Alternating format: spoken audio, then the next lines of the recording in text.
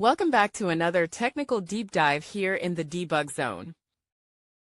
Today we're tackling a big question and breaking it down with insights from other users. Hopefully this clears up some misconceptions and helps you get the answer you need. So buckle up, stay a little curious, and let's jump right in.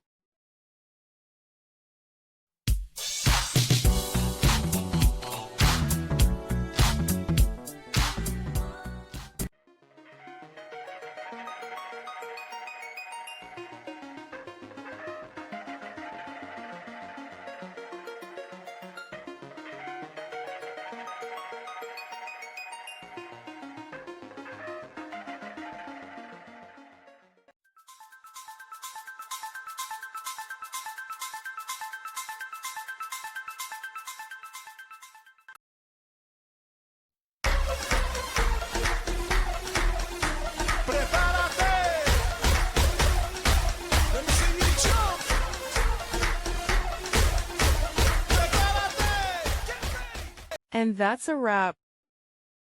I hope you found the answer you were looking for. If you did, take a second to hit that subscribe button. It really helps out. And let me know in the comments which solution worked best for you. See you next time in the debug zone.